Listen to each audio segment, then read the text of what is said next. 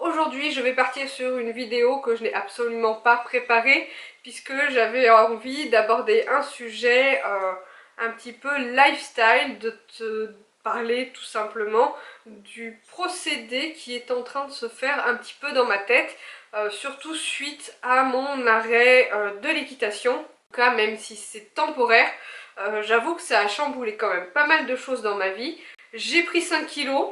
Et en fait, il y a plein d'autres choses qui se sont mis en place dans mon quotidien, tout simplement parce qu'en fait, je suis passée de 6 séances d'équitation par semaine à juste rien du tout, c'est-à-dire que j'avais plein de projets pour cet hiver. J'avais des projets concours, des projets d'entraînement pour cet hiver, je voulais sortir en CSO, en dressage, faire un complet. J'envisageais d'aller faire des sorties dans des écuries extérieures, etc. Et en fait, tout ça, c'est parti un petit peu à la trappe, enfin complètement à la trappe, puisque Elion s'est blessé fin septembre, et qu'à ce moment-là, j'ai un petit peu paniqué. Tu sais, cet adage qui te dit que si dans ta passion ça ne va pas très bien, tout le reste va mal.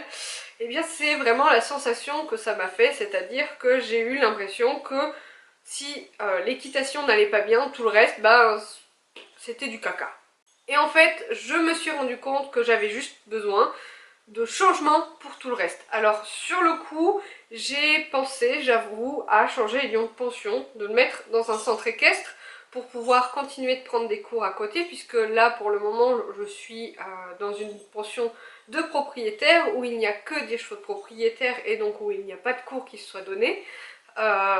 Et finalement, je me suis ravisée parce que j'avais visité effectivement un centre équestre et je me suis dit non, ça va pas être possible. Il y a des enfants partout, il y a du monde partout. Moi qui suis assez... qui aime la solitude, c'était pas possible. Du coup, je me suis dit qu'il fallait que je me retrouve d'autres occupations. Oui, je continue d'aller voir mon cheval puisque j'y vais tous les jours. Je nettoie son box, je m'occupe de lui, je lui fais des soins, etc. Ça me prend grosso modo 1 heure, voire 2 petites heures si vraiment je prends mon temps. Et quand même, généralement au cheval, quand je monte à cheval et que je fais les soins, etc., en semaine, j'y passe facilement 2 heures tous les soirs, sauf un soir que je m'autorise à flemmer. Et le week-end, c'est facilement 3 voire 4 heures, parce que je prends le temps de nettoyer mon matériel d'équitation, que je prends le temps de ranger, de faire plein de soins, etc. Alors que là, du coup, j'avais l'impression de ne rien avoir à faire.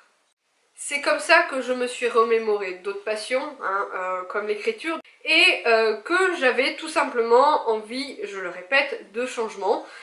Et en 2022, nous avons décidé de changer de maison. Cette maison dans laquelle nous sommes, on n'en peut plus. Comme tu peux le voir, il y a toujours le même papier peint orange dégueulasse depuis 4 ans et demi que nous y sommes, et je n'en peux plus. Il y a plein de trucs qui ne me plaisent plus dans cette maison, notamment le fait que ce soit très vieux et que du coup c'est super mal isolé, on a froid tout le temps, il y a de l'humidité, le placo craque tellement c'est humide, la peinture des murs se décolle, ça fait des genres de cloques, et en fait j'ai juste l'impression d'être tout le temps malade dans cette maison et c'est pas possible, je n'en peux plus. Du coup, j'ai plein d'idées, plein de projets autour de ça, j'ai envie de changer et de refaire toute une déco. Je reparlerai à l'avenir, peut-être en janvier, mais j'ai une wishlist meuble qui doit faire au moins 5000 balles. On est d'accord que je n'achèterai pas tout, mais ça influencera le fait que les achats équestres et équitation seront un petit peu mis de côté, même si, je l'entends, j'aurai du mal à me retenir d'acheter un tapis de selle de temps en temps. Mais quoi qu'il en soit, en plus, le projet déménagement demande quand même pas mal de budget et de mettre des sous de côté un petit peu quand même. Et puis aussi, je me suis rendu compte que, surtout en ayant arrêté les vidéos sur YouTube, ça faisait des mois et des mois que j'avais pas pris le temps de me faire de jolis maquillages. Alors là, tu vois, je suis ultra maquillée, on est d'accord. Quand je vais au travail, je ne ressemble pas à ça, c'est-à-dire que j'aime me maquiller le matin, mais avec le masque déjà, voilà, ça donne ça. Et surtout, je ne prends pas autant de temps pour faire mon maquillage des yeux, parce que là, rien que le maquillage des yeux, ça me prend quoi? Facilement un quart d'heure. chaque quart d'heure ou chaque minute de sommeil est précieuse avec moi. Donc non, je prends pas le temps de faire tout ça, et c'est vrai que depuis que je ne faisais plus de vidéos, ça non plus, je ne le faisais plus tout court. Et c'est vrai qu'en le refaisant de temps en temps, je me suis rappelé que ouais, ça m'avait manqué. Il y a autre chose qui me manque, mais ça viendra un autre moment, ou au fur et à mesure, c'est être bien sapé. C'est-à-dire que j'aime bien les belles choses, mais en fait je ressemble à un sac, et j'ai un... comment te dire?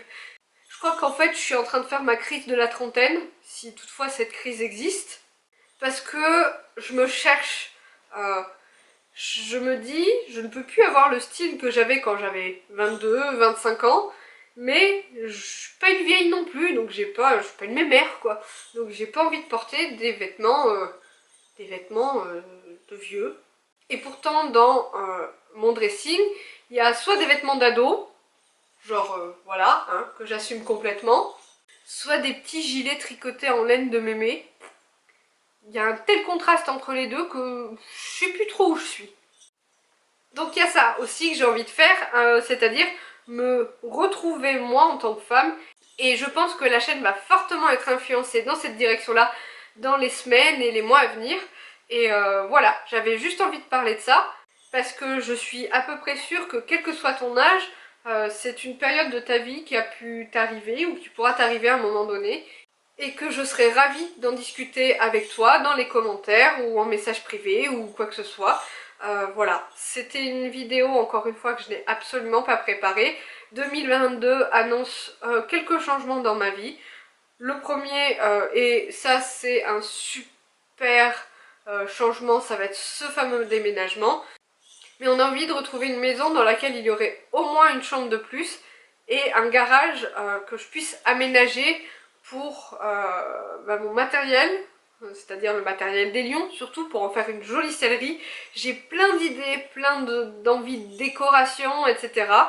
Et ça, j'ai vraiment envie de le développer pour 2022 et de te montrer tout ça en vidéo. J'ai vraiment hâte. Encore une fois, j'espère que ce petit concept te plaît. C'est vrai que vidéo après vidéo, tu me découvres un petit peu plus.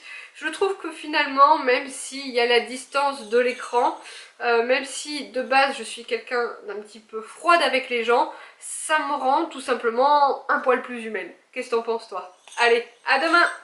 Non, ça va, j'ai pas de transpiration sous les bras.